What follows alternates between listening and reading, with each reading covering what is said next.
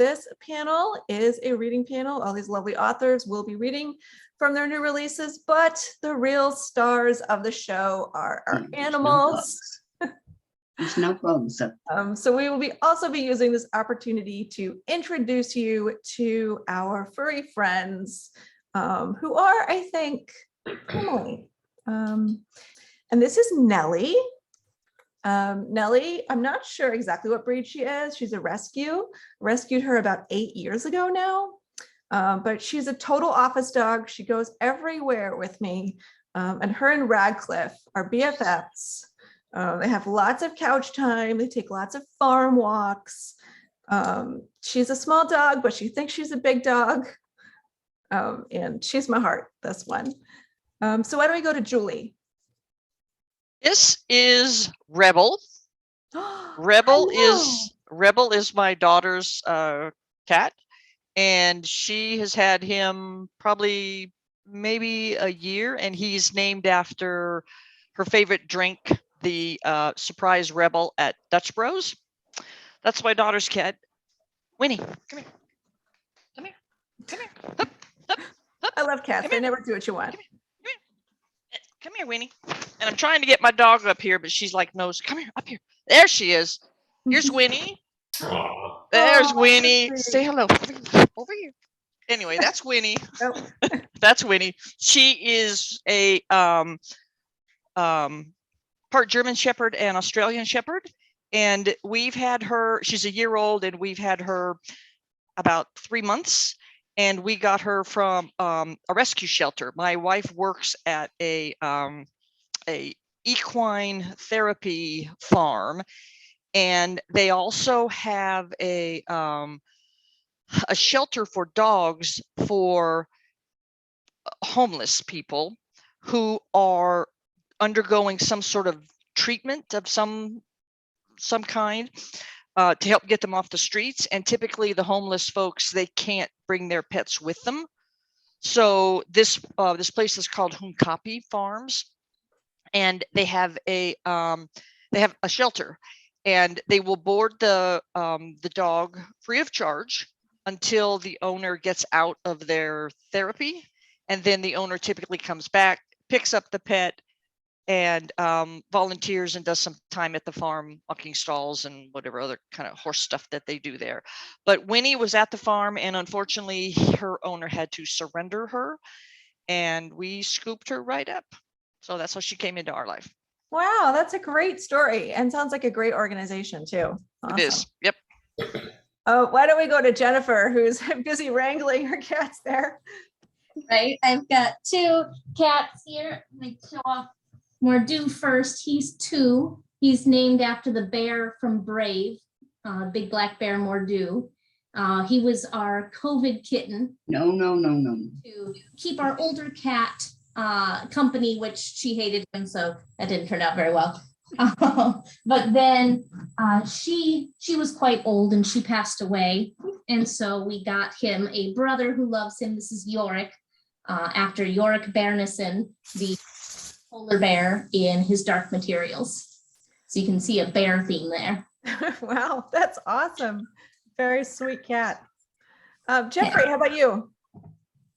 Okay, so this may involve a little bit of a trip, but I have a miniature dachshund who I just fed, and so she is rapidly trying to get back into her bed. I like this. Get a tour. Yes, a little tour.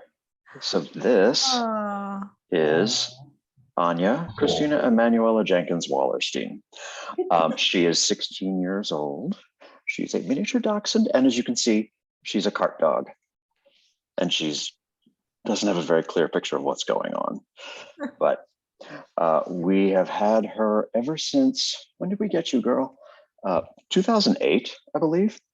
And we got her through Dachshund Rescue of North America. And I'm going to let her go back to bed.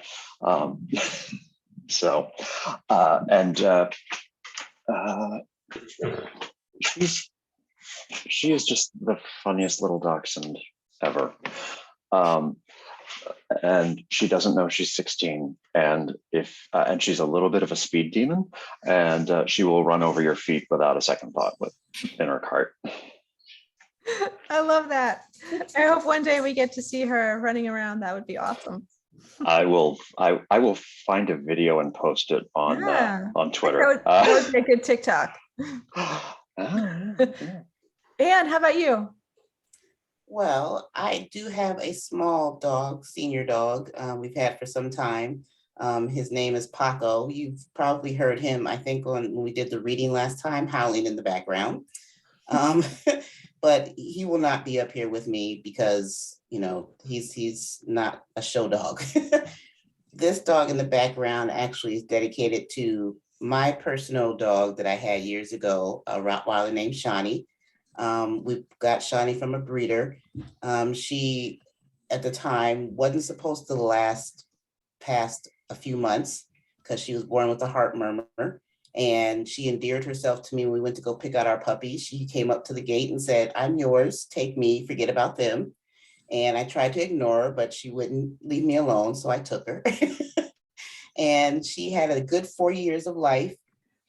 She swore she was a lap dog. And she would stalk you if you're not looking. Then when you turn around, she'd stop and play invisible.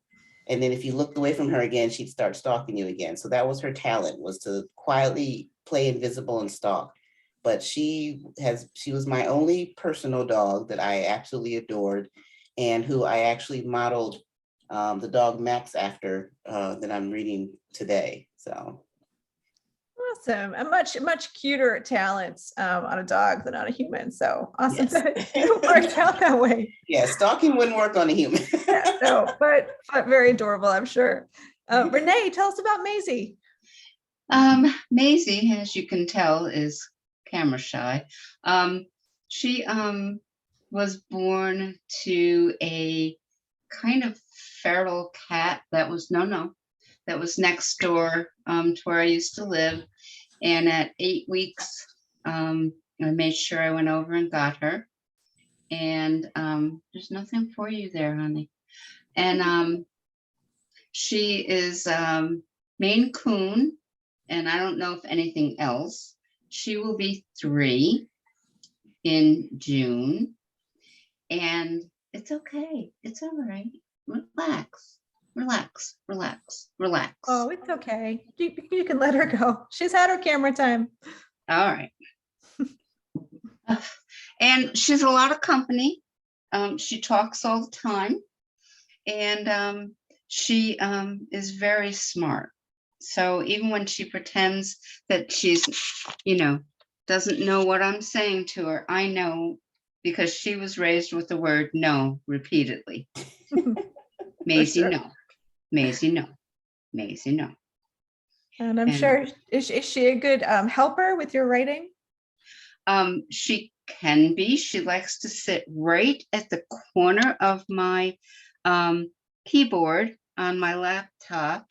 And every once in a while, you'll see some really strange stuff in my manuscripts. And that's because she's decided that's her little footprint on my work.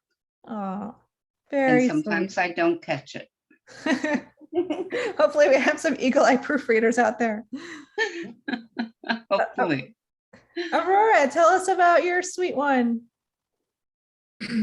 I've got Oliver here. He's always happy to sit on a lap and get cuddles, although he might abandon me for pedestrians that need to be barked at. He's a little poodle mutt mix. I work with a dog rescue that brings dogs up from Kentucky, where there are a lot of high kill shelters. And so he happened in my life like 8 years ago. And Mabel, everyone's favorite trash panda, Jack Russell, is currently in blanket burrito mode because it's very cold here. So she sends her regards, but refuses to leave said blanket burrito for these events. Wow, is that an option? I feel like that sounds good. It is if you're like a toothless 11-year-old dog who kind of does what she wants to do. I could adopt that identity. That's cool.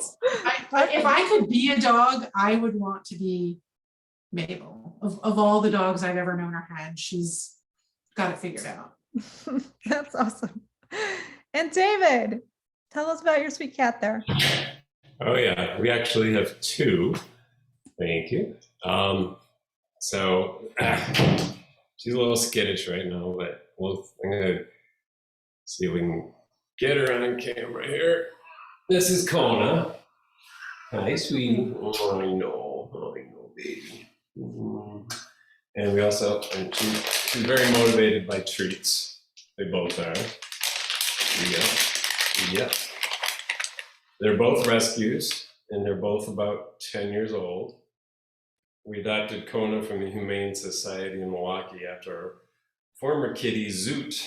He was such a good boy. He passed away at the age of 23. Wow. And at the time, Kona was just under a year old. And my husband will tell you I wanted to take every cat and dog home from the shelter. And I wish I could have. Here comes the other one. This is Hilo. Come here. Oh, yeah, this is Hilo. Oh, and Kona just ate her treat. You just ate your sister's treat. Hilo showed up at her friend's house as a kitten, and they couldn't keep her, so we adopted her, and the two of them bonded almost immediately. And as you can see, they definitely love treats, except Hilo's not eating it out of my hand right now. What's the matter with you? All right, you go down and eat. Yeah, that's a good girl. They also love my contact solution for some weird reason. I don't know why. And Hilo is the inspiration for Mr. Zester, which is one of my character's cats in the new book. And like George Beers' cat, Kona is also polydactyl, which means she has extra toes on her feet, if you can see her big paws. Oh, So that's great. and, yeah, they love to sleep with us and be with us wherever they are and wherever we are. And here's this picture of them cuddling together. You can see them. Oh, very They sweet. love to snuggle. So yeah, they're good girls. And as you can tell, Kona likes to read. So. I love it. That's awesome. And I got to show you this. This is kind of cool. This is a painting Kona did. So. Wow, very talented. She's very artistic, yes. And shout out to all the black cats that have been on the bookathon over the last 2 days. Yep. That's awesome.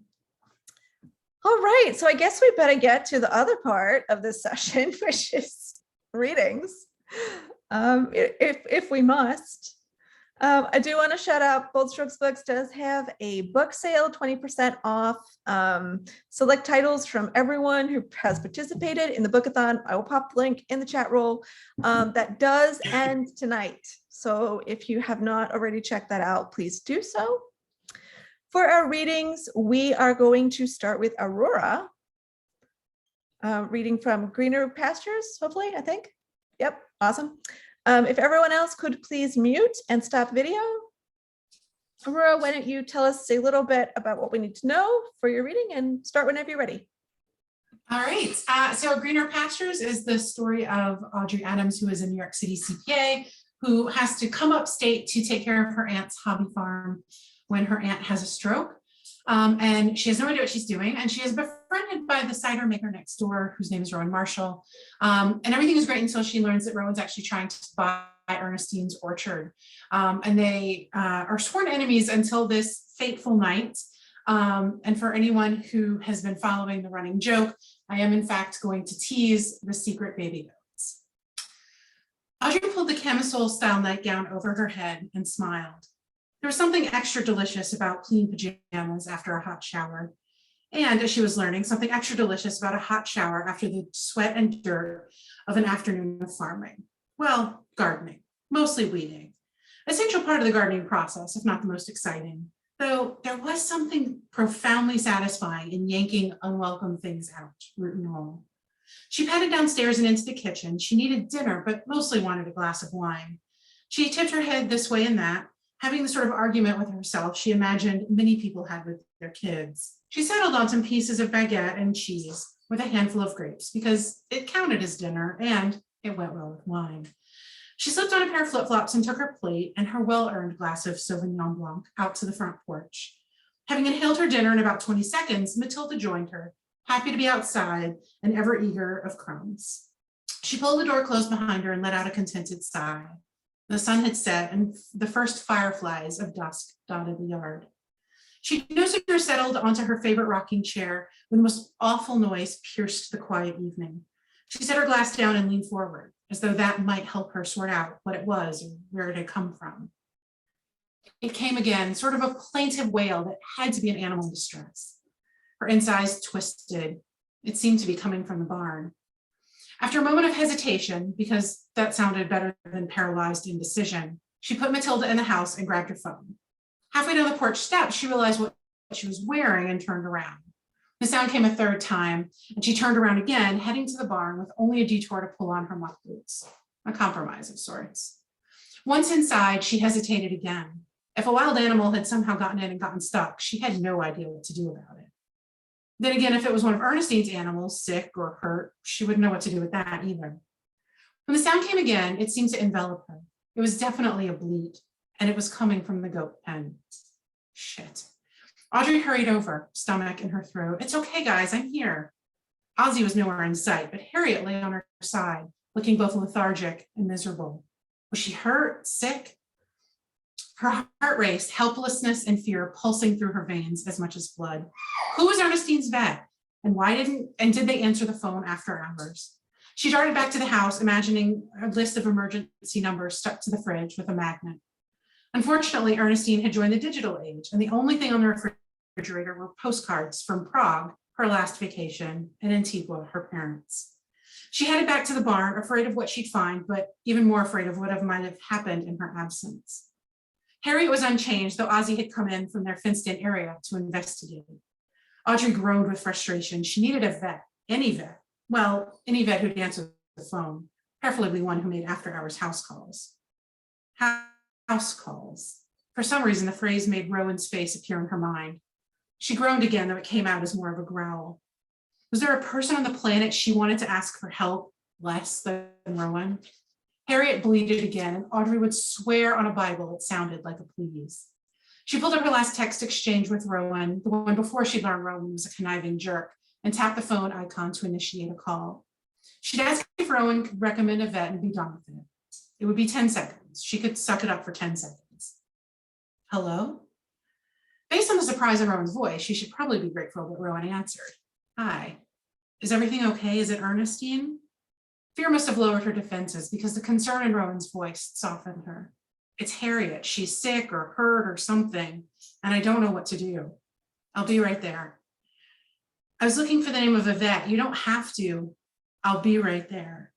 The call ended before she could argue, and she would have argued, at least on principle. In reality, she was relieved and glad Rowan was coming. The crunch of tires on gravel announced Rowan's arrival only a minute later.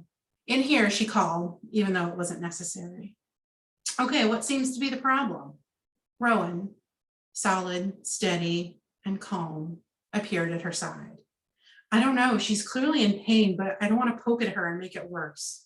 Without comment or hesitation, Rowan unlatched the gate and stepped into the stall. She knelt next to Harriet and brought the back of her hand to Harriet's nose before giving her a gentle pet. She moved her hand to Harriet's middle, and Harriet's whole belly rippled. Audrey's did a whole lot more than ripple.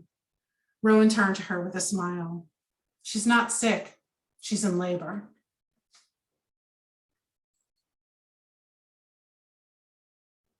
Oh my, oh my, oh my. It's a secret surprise, baby goat. I love it. So this is an animals panel. Why don't you tell us about the animals in this book? There are secret baby goats. Are there any other animals? So there are two goats, Ozzy and Harriet. Harriet does in fact give birth. I'll let those names stay a surprise. She's got a couple of sheep, Scooby and Shaggy, cats, and an old dog named Matilda. So It is lots of furry friends in this one. The perfect book for this theme. Thank you so much. That was awesome reading. Thanks, Sandy. Since he has arrived here so promptly, we will go next to David Pederson. How are you? I am well. Good, good. Why don't you tell us a little bit about Murder on Monte Vista and start your reading whenever you're ready. Okay. Murder on Monte Vista introduces Private Detective Mason Adler, And his friend's Lydia Detling. She's a clerk at the J.C. Penney in Phoenix, Arizona. And you also get to meet Walter Wingate. He's a not so successful interior decorator and quite a character.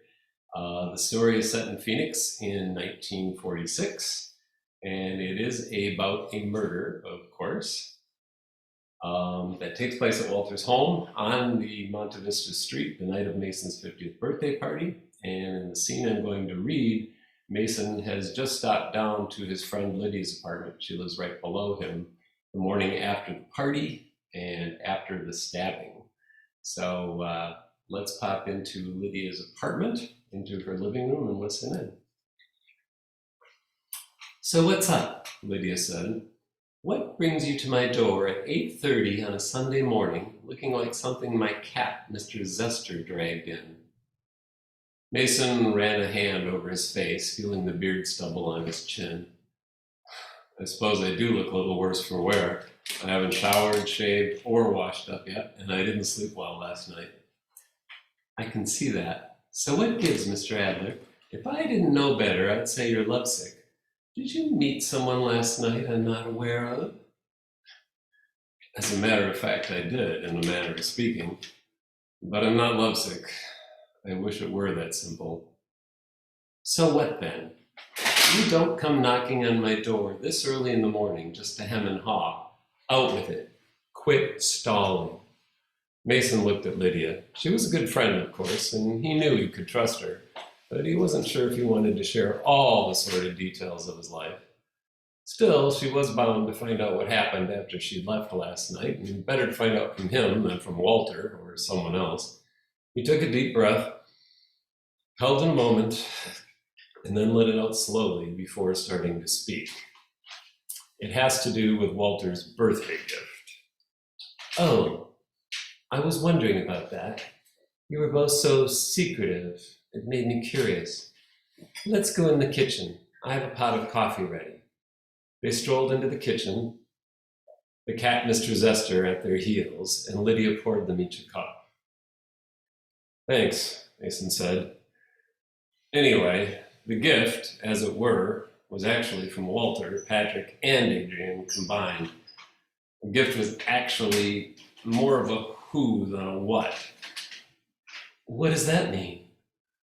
"Well, you know Walter. He thought it would be fun to get me a date, more or less, with a young waiter from a cafe we had lunch at the other day." "A date with a waiter as your birthday present? I don't understand."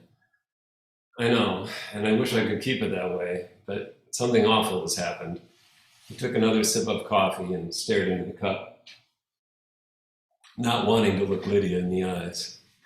"Mason Adler, I can tell you're upset and distressed, and I hope you know you can tell me anything, and I mean anything.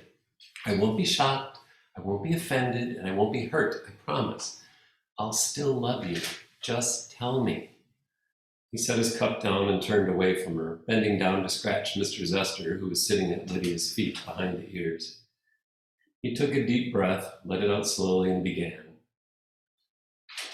"Walter arranged for me to meet this fellow, this waiter, around 11 last night in his bedroom, after most of the guests had gone home.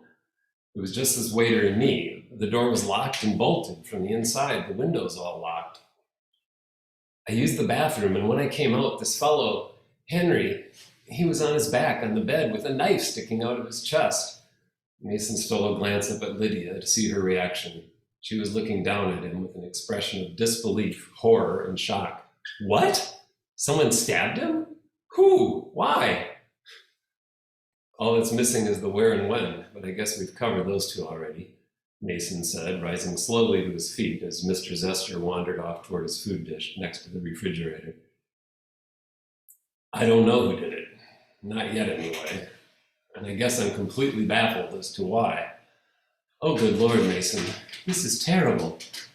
"I know. Surprisingly, it wasn't in the morning paper, but I'm sure it will be tomorrow.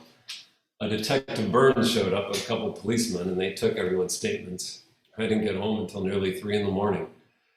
No wonder you look exhausted.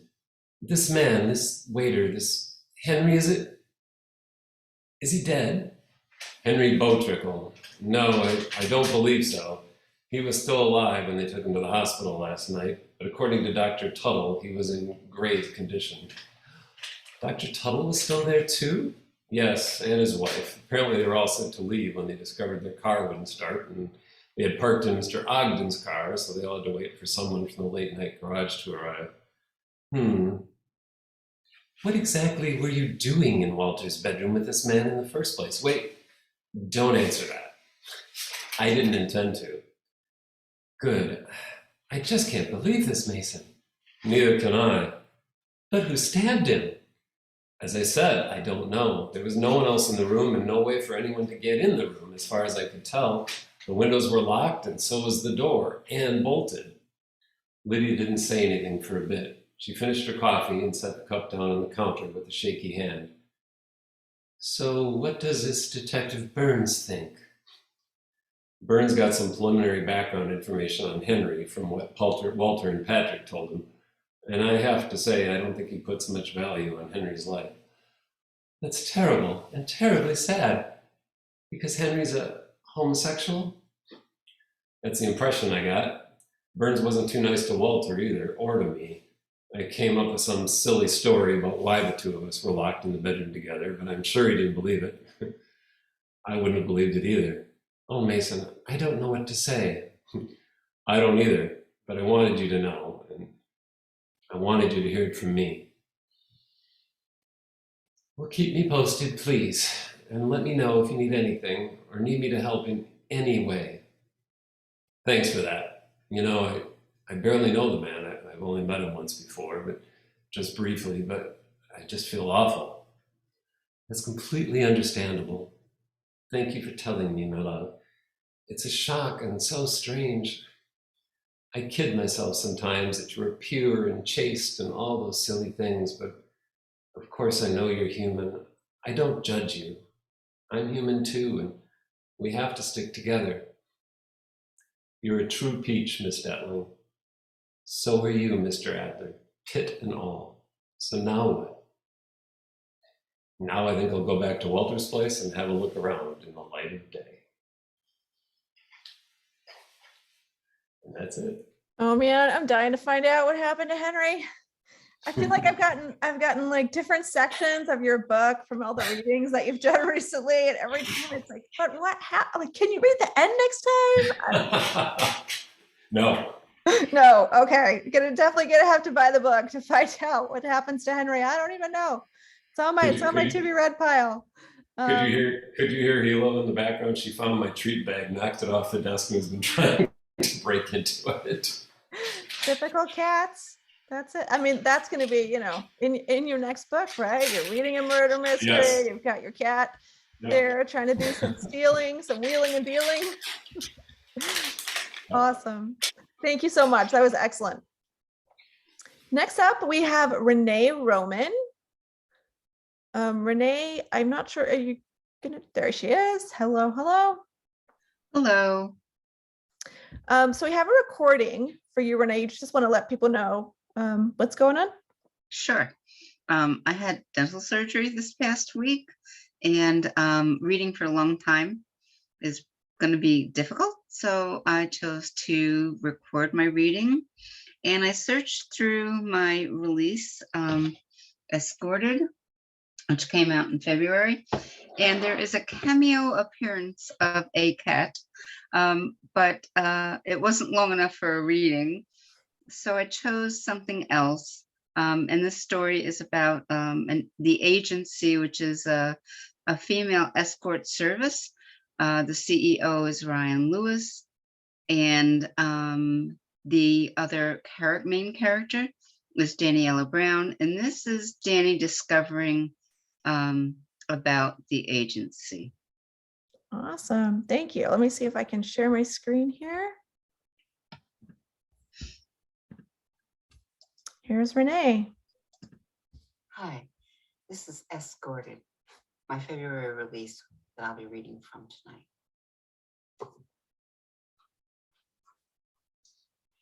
Danny is introduced to the existence of the agency, a dating and sex service for women by women.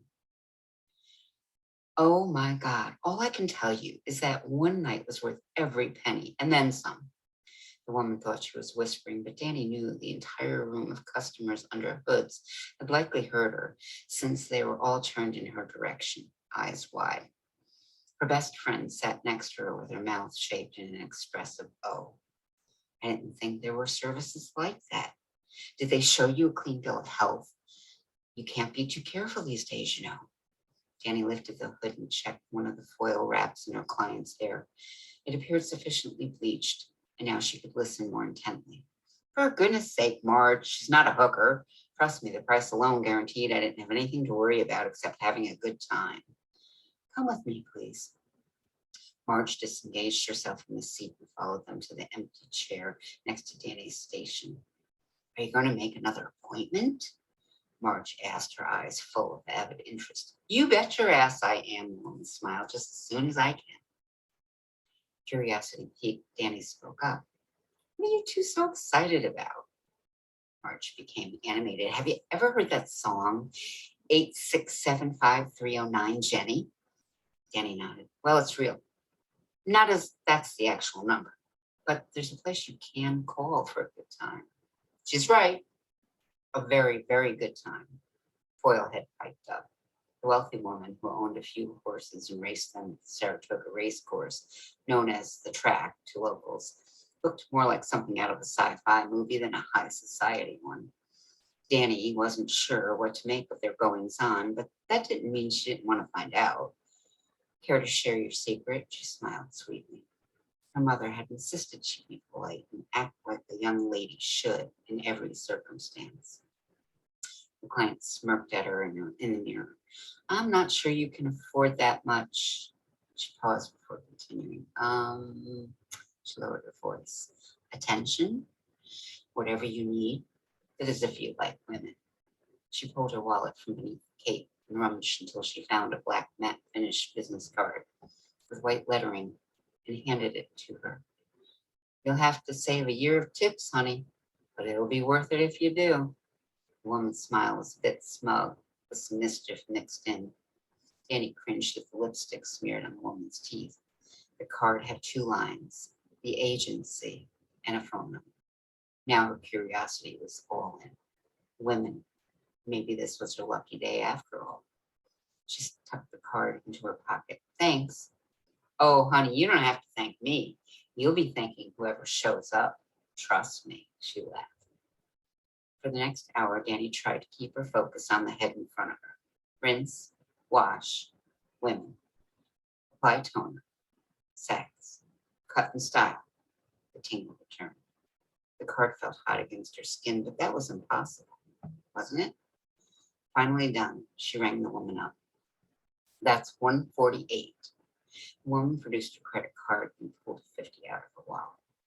I'd like to contribute to your fund. She waggled her brows and Danny laughed before taking the money. I appreciate the donation. She grasped her hand. Don't be afraid to make the call. I'm sorry I didn't do it sooner. She started to turn away. Please don't share that with anyone else. The business runs on a referral-only basis, and each client can only refer one person. You are mine. Danny stared after her. The fantasies she'd been having were becoming more vivid, more real, without anyone to act them out with. She was in a constant state of arousal, and her frustration level was through the roof. Mark had warned her to stop trolling bars because the kind of woman she was looking for wouldn't be there. So she'd taken Mark's advice and started picturing the future and what she wanted it to look like instead of carousing on her own. Problem 1, she didn't even know if she'd like having sex with a woman, though as each day passed, she doubted that was true. Problem 2, she had no clue what she wanted life to look like tomorrow, not to mention a year from now. While she wanted her growing physical needs met, Danny would someday like to have what other couples would make them happen. A stable job, a nice place to live, someone to share the highs and lows that life presented, and having fun doing it. For now, she'd push the distant future to the background and focus on today. She pulled the card from her pocket and ran her finger over the embossed print. Even the texture was enticing. For Christ's sake, she had to get a grip. Danny tapped the card one more time and slipped it into the slot on the case of her phone. The idea of soliciting someone to deliver her dark fantasies excited her in a way she never thought possible, because she still wondered if her fantasies would ever happen, or if they would remain elusive. And for every reason she found to pursue sexual fulfillment, she questioned if she'd ever have the nerve to express her desires when or if the time came. It was the idea of telling someone what she wanted and how she wanted it that made her think it wouldn't happen. She stuck the $50 bill next to the card. If her client was telling the truth, she was going to have to do a lot of ass kissing in the next few weeks if she had any hopes at all of calling the agency. Thank you. Oh my, a trip to the hairdresser has never been so salacious. That was awesome.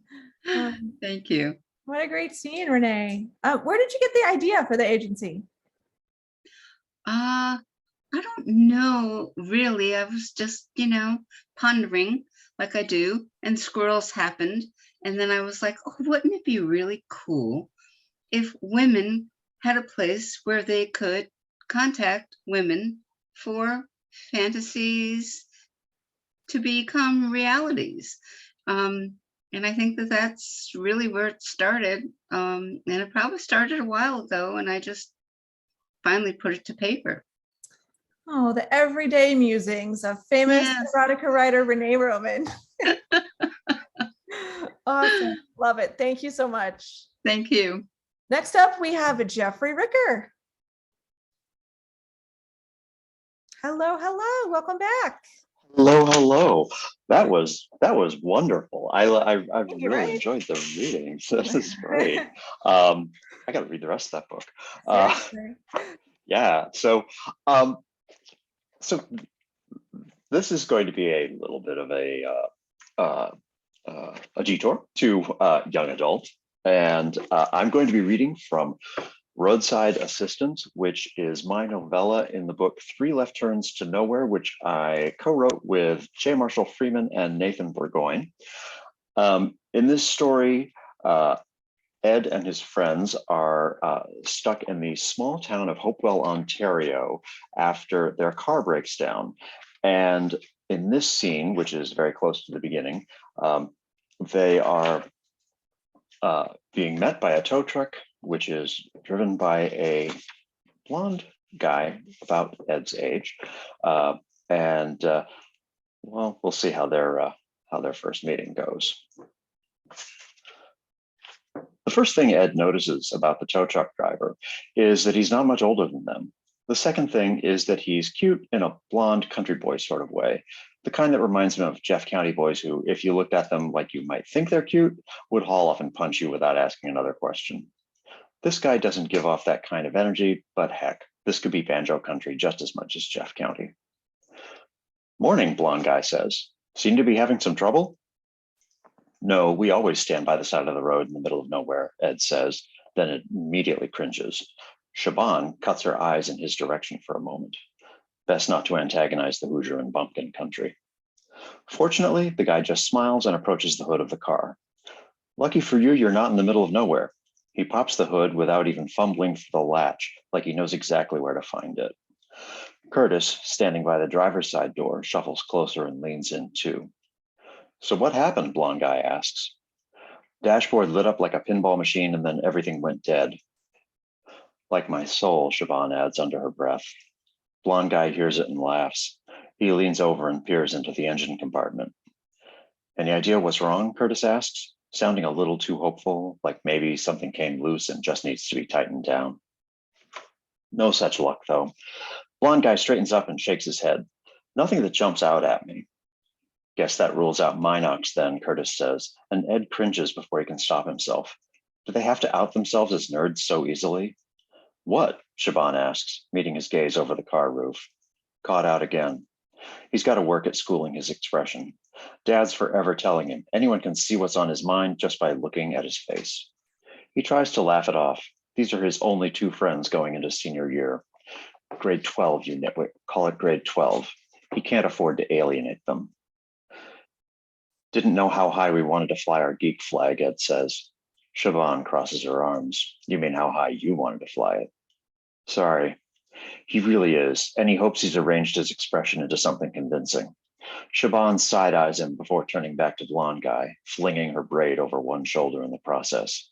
He could not be more dismissed. This trip was a mistake. He's going to lose his only two friends in the whole country by the end of it, and now with the car trouble, they're probably not even going to make it to the con on time. Fly your geek flag as high as you like, Blonde Guy says, letting the hood clang shut. But there are no Minox chewing on anything in here. Curtis laughs, and Ed stops contemplating his shoes long enough to glance up in hope. One of them, maybe. At least he recognizes obscure Empire references. Siobhan catches his eye again. No smile, but a cocked eyebrow as if to say, see? So what's the problem then? Curtis asks. Could be the alternator, maybe, Blonde Guy says. We'll know more once we get it back to the shop. How long do you think that'll take? Siobhan asks. At least she was the one to ask instead of him. He can just imagine the death glare she would have given him. Blonde Guy rocks back and forth on his heels, hands in pockets, staring at the hood and frowning. He's cute when he frowns, which just makes it even more annoying when he shrugs again.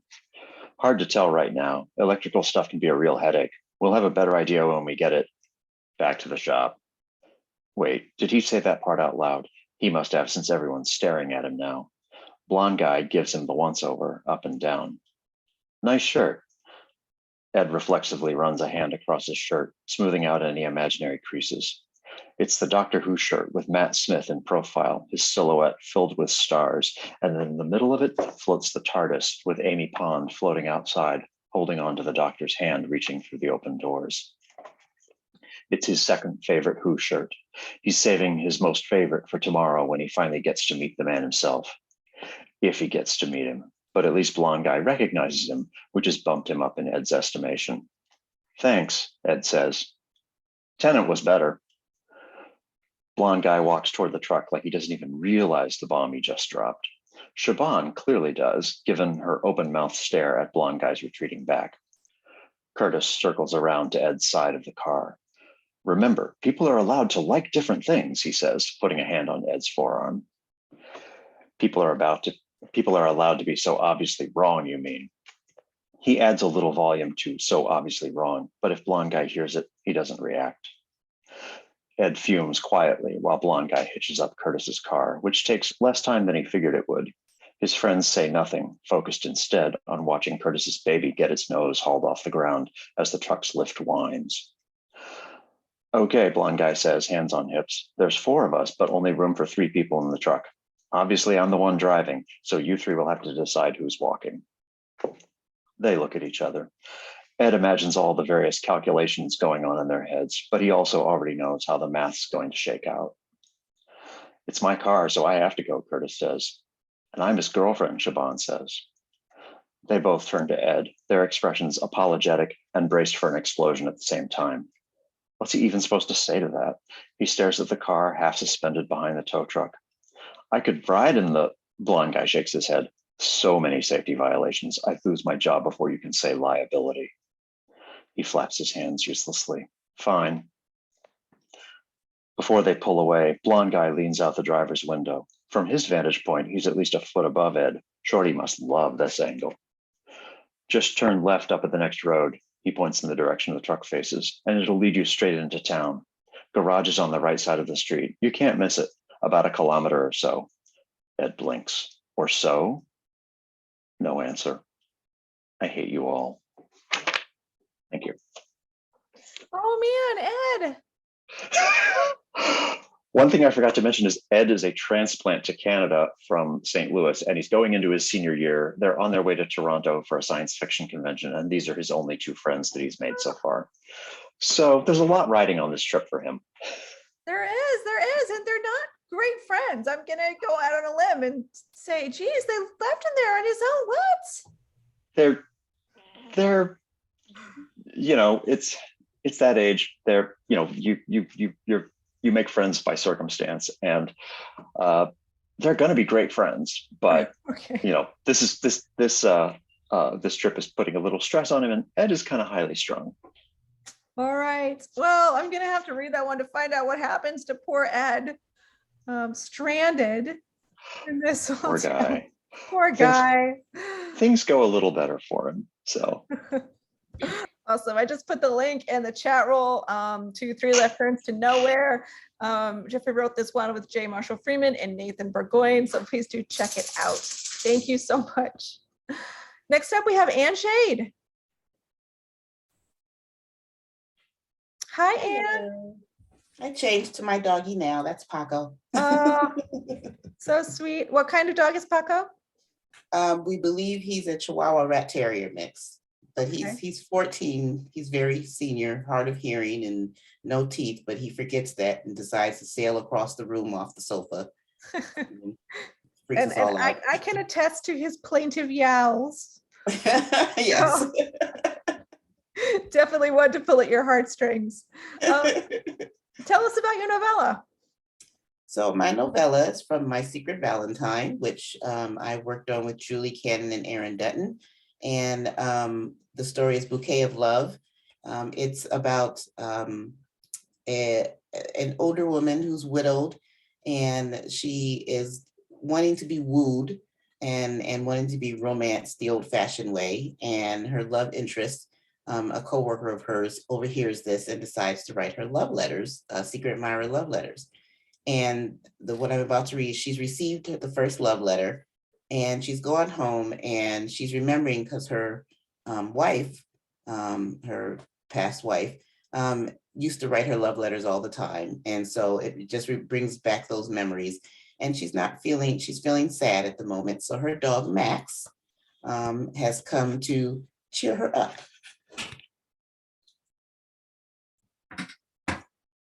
Max, her 80-pound Rottweiler pit bull mix, bounded into the room, laid his huge broad head on the end of the bed, and gazed expectantly at her with his big brown eyes. "Hey, big boy, did you finish your dinner?" Max harumphed. "Okay, let me just put these away and we'll go for a walk." He perked up and wagged his tail as he watched Alyssa carefully place Shauna's letters back in their boxes. As she followed him bounding through the house, she thought about the day he joined their little family. It was the day of Shauna's breast cancer diagnosis, something Alyssa had no idea had been a concern. Not only had Shauna planned on breaking that bit of news to her, but also tell her she had decided to get a mastectomy of both breasts instead of just the one affected by the cancer, and thought to soften the blow by bringing home a puppy.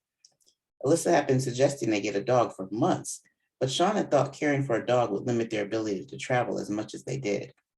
As soon as Shauna walked into the house carrying Max, Alyssa knew something was up. She assumed her wife had either done something wrong or was apologizing in advance for something she was about to do. Alyssa had resented Max's presence for months after that, as if she blamed the innocent puppy for Shauna's cancer, but Max wouldn't hear of it. The more she ignored him, the more attention he wanted from her. Shauna ended up becoming Max's main source of entertainment until she became too weak from her treatments to do more than pet him. Alyssa became the main caretaker for Shauna and their fur baby. The sicker Shauna grew, the more Alyssa and Max leaned on each other for comfort. When the treatment stopped and Shauna got stronger, Max was with them wherever they went. Their travel was limited, but only because they chose it to be. If they couldn't drive to their destination and rent a pet-friendly vacation home instead of staying in a hotel, most of the time they didn't go. Max was perfectly fine on long car rides as long as he had his mommies with him. They were a happy little family until less than a year later. The cancer came back and spread so quickly, Shauna could do nothing but bide her time. Alyssa and Max had to watch the love of their lives grow thinner and sicker by the day. Alyssa turned the guest bedroom into Shauna's hospice room and hired a full-time nurse for Shauna and a dog walker for Max while she was at work. She would come home every day to find Max sleeping beside Shauna's bed, barely acknowledging her with a look of greeting, and the scene broke her heart. The night Shauna passed, Max had woken Alyssa up by jumping on the bed and whining pitifully in her face until she finally got up thinking he needed to be walked. But instead of heading toward the front of the house, Max made a beeline back to Shauna's room, then looked back at her and yelped from the doorway. If Max hadn't woken her up, Alyssa wouldn't have had a chance to say goodbye before Shauna closed her eyes for the last time. Both Alyssa and Max had refused to go back in that room for months. Max obviously took after his other mother and seemed to be the brave one of the two of them, so he was the first to take the steps towards closure.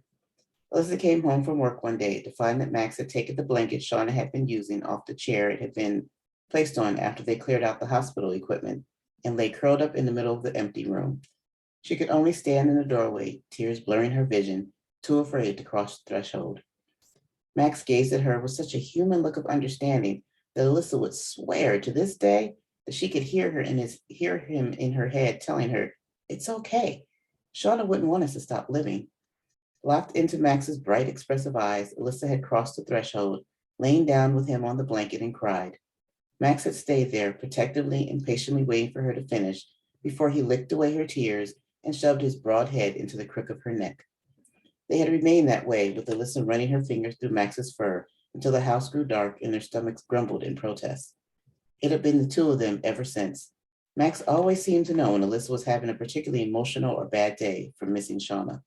He never left her side on those days, curling up with her on the sofa or in bed, where he normally wasn't allowed, but knew an exception would be made at that moment, for his presence and warmth always comforted her. It didn't take Alyssa long to figure out the real reason Shauna had gotten Max, to comfort her after she had been gone. It was as if Shauna had known that her battle would be lost and couldn't bear the thought of leaving Alyssa completely alone. She couldn't imagine where she would have been without her fur baby. If and when she decided to start dating again, the person's first test would be to meet Max. If Max didn't like her, there would be no point in even continuing with the possibility of a relationship. "You'll help mommy out, won't you?" Alyssa asked as she knelt in front of Max to put his harness on. He licked her face and gave her a short bark. That's it. Oh, I love that. Now I want to meet Max. I think that really speaks to the way that, animals can be companions and comfort us and offer us emotional support. Is Paco like that for you? He is when one of us is sick. He gets really because normally he's not like an overly affectionate dog. He likes to cuddle just to keep warm or just to be near you. But when you're sick or when you're not feeling well, he sticks to you. It's amazing how I know, isn't it? Yeah. Yeah, really sweet. Thank you very much. Great reading. And please do check out My Secret Valentine and the other novellas in that collection. The link is in the chat roll. Next up, we have Jennifer Karter. Great. Hello. Hi. How you doing? Doing well. Yeah, glad to be here. Excellent. Are there any animals in the Witch Queen's Mate? There There are are. a couple. There's a horse, and there is also an owl that is featured. Wow, that's exciting. Pets. Who knew? In these alternate universes? I'm glad. I'm glad that animals exist. So why don't you tell us a little bit about Witch Queen's Mate and start your reading whenever you're ready. Perfect, absolutely. So The Witch Queen's Mate is a world-building fantasy action romance between Bada, the new queen of the Neomertes, and Sylvie, who is a spectered veterinarian. She also has sheep and mentions some other animals. But the two are forced together when Bada's ritual to become queen gives Sylvie all of the powers of the queen's mate, including superhuman speed and strength in order to protect Bada. So together, the two have to overcome their ingrained hatred for each other's cultures because the Neomertes and the Spectres are sworn enemies in order to save both their people from slavery. So the part I'm going to read is shortly after Sylvie starts spending time with Bada and her people rather than Sylvie's people. It's important to note that they can't speak the same language, so they have to find other ways to build up their relationship, and also that Spectres like Sylvie have a strong aversion and fear of magic, specifically Neomertes magic. All right. Once they were seated cross-legged in the corner of the tent, Bada pulled out the water skin and poured a small pool into the palm of her hand. She watched Sylvie stare in fascination as Bada cast a spell over the water, cooing until it began to glow like a moonstruck lake. With Bada's free hand, she reached out to Sylvie again, waiting until Sylvie took her hand, tentatively this time. Bada brought her hand with the glowing water to Sylvie's and began the process of healing her. She could already feel the drain of so many scrapes, bruises, and cuts healed by her magic before she even reached Sylvie. Sylvie's bruises were far more plentiful than any of the people Bada had healed so far, and it would likely take the last of her energy for the day to finish the job, but it would be well worth it. All her remaining energy should be Sylvie's. As she moved up Sylvie's arm, Sylvie's other hand came over to halt her progress. Come on, Bada murmured, too tired to express even to herself the level of her frustration. She looked up at Sylvie through her eyebrows, doing nothing to hide her exasperation. The look Sylvie gave her lacked the animalistic fear Bada had been expecting based on her previous aversion to Bada's magic. There was a bit of concern in her face, but if anything, Sylvie looked sympathetic. The look only made Bada more helplessly annoyed. What? Sylvie released Bada's hand to delicately dust a fingertip over the sensitive skin under Bada's eyes, where Bada knew her skin was sunken and bluish. Her hand went next to a bit of Bada's hair that was beginning to droop from lack of care. These were the visible signs of the weariness Bada had been trying to contain and hide from her people. She didn't know if her people saw them, but Sylvie did, and she knew that the magic was only making it worse. I want to heal you, Bada objected, but Sylvie had pulled away fully and shook her head. She tapped the ground next to her instead and waited patiently through Bada's brief arguments and harumphing before tapping the ground again. Bada blew out a puff of air before acquiescing. Sitting next to Sylvie was far from being a step backward. Once Bada was seated, Sylvie gave her a pleased look and said something with an intonation that made Bada assume it had meant something along the lines of, "There, was that so bad?" It wasn't. Sylvie's hand worked its way around Bada's waist in jolting spurts, as if she felt the need to give Bada constant chances to pull away. Instead, Bada nestled into the sideways hold, bending the rest of her head against Sylvie's shoulder while her hair lay behind both their heads. As her head reached the soft, well-kempt furs on Sylvie's shoulders, Bada felt the wave of exhaustion that had been lapping at her ankles for the last week wash over her. Her eyes drifted shut despite her internal monologue that they would do no such thing. For the first time in a long time, Bada felt safe to just close her eyes and be. Soft fingers brushed against her cheek, caressing the rises and falls of her face and soothing her hair out of her face.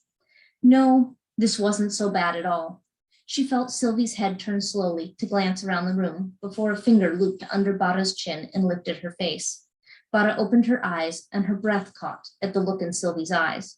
There was none of the lady's magic in that look, nothing making her act but the desire to be here, holding, touching, caressing. Without the eyes of the room on them, Sylvie tipped Bada's head further back to place a lingering kiss on her lips. Sylvie pulled back as if embarrassed and scanned the room again, but no one was looking.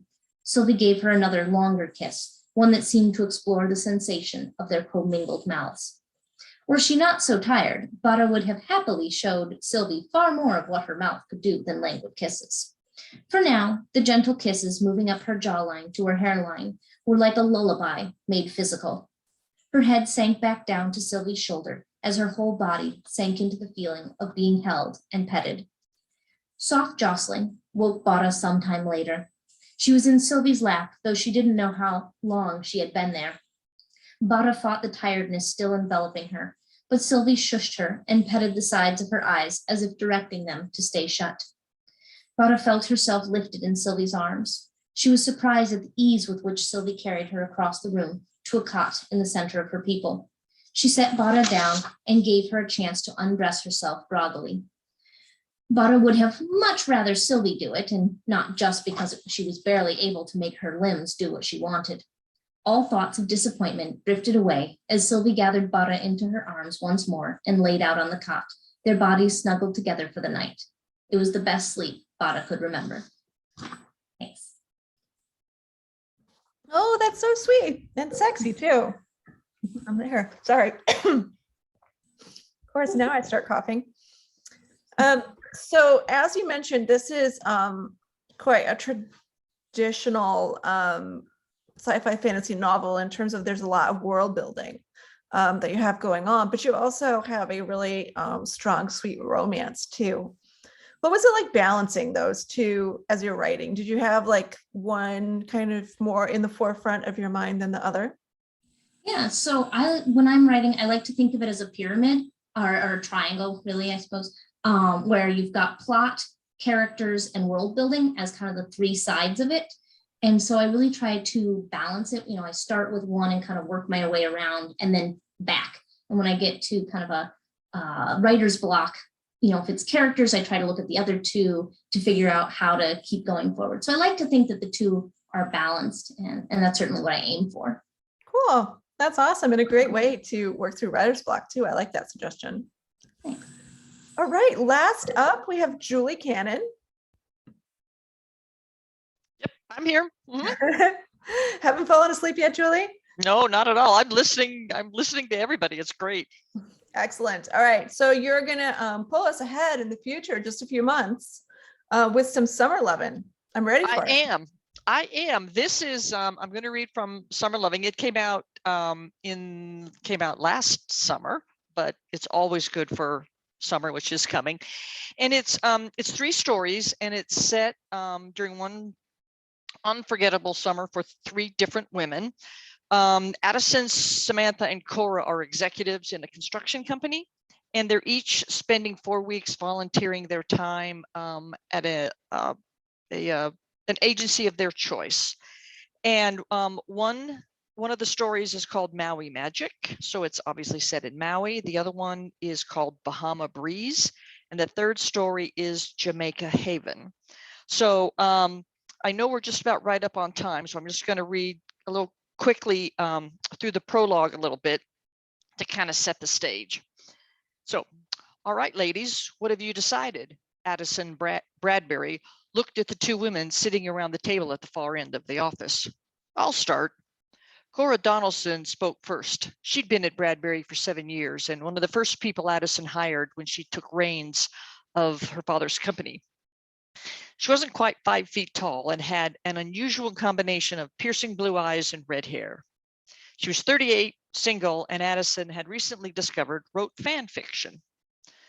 I'm headed to an animal shelter called Haven. It's a full cycle shelter in Jamaica. What's a full cycle shelter? Samantha Recker asked. She was the chief financial officer who held the purse strings for what they were about to discuss. They rescue dogs and cats and give them whatever medical treatment they need, then find them new homes. The owner, she'll stop anywhere at any time she sees a stray. And one time she was on her way to a wedding. She was the maid of honor, and she pulled over and rescued 12 puppies from a ditch. She was featured in their local magazine several months ago. And for the really skittish animals, they have a halfway house to teach them how to be someone's pet. A halfway house? Addison asked, taking off her reading glasses. Yeah, some of these animals have been on their own for years, simply just trying to survive. They're afraid of everything, especially people.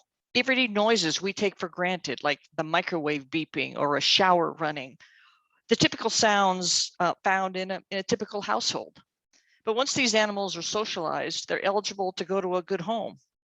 I'll be out in the shelter or out in the field or whatever they need an extra hand. And our funding from the company will give them a new play yard. And we're also planning to build some more outdoor kennels. Addison nodded. Sounds like a great organization. She turned to Samantha.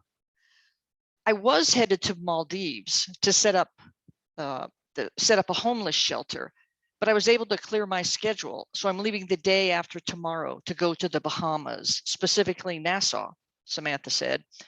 I'm going to work with United Aid to help clean up after Hurricane Eduardo. That was an awful storm, Addison commented. That was what, a week ago? The destruction was awful. Samantha nodded. Yeah, the people are proud and doing the best they can with little to no resources. Our funding will be a game changer.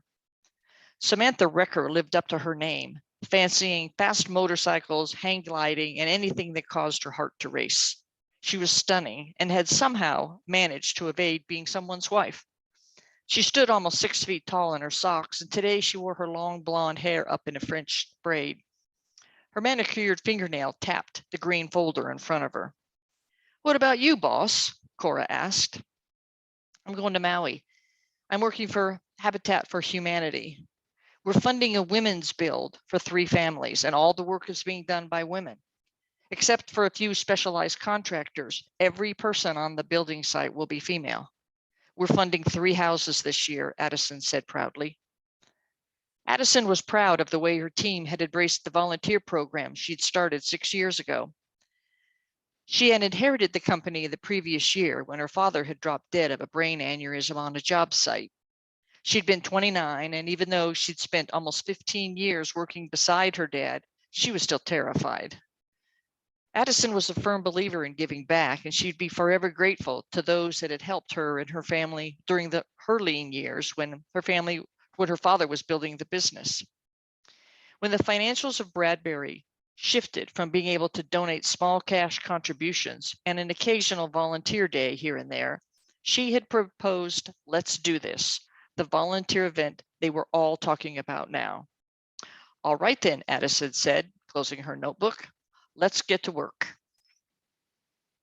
And that is Summer Loving, and it was released last summer, but it's good to read any summer. That's right. Get us in the mood for some sea and sunshine. And now I need to book a trip to the Bahamas, clearly. That's right. Yep. Awesome. And what a great concept too. Did the concept of an organization providing this opportunity for their employees to volunteer, is that something that you've experienced, or did you just make it up for the novel?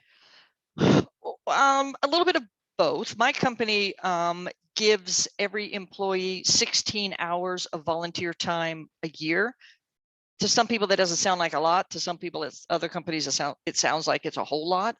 But as I was looking at doing an anthology, 3 novellas, I needed to have something that kind of tied them all together, and what would it be that they could be gone for that long. So it was just kind of, I just sat down and figured out how could I get all 3 of these things intertwined together to make, to make the book I was looking to write. Yeah, very cool. I love it. Thank you. So I can invite everyone back. Hopefully I didn't miss anybody reading. Nope. Okay, good. Awesome. Well, thank you all so much for your fabulous readings. Thank you to all our fabulous attendees and to our amazing authors who read tonight. Have a great rest of your weekend, and we will see you again soon. Thanks, Sandy. Everyone. Sandy, bye y'all.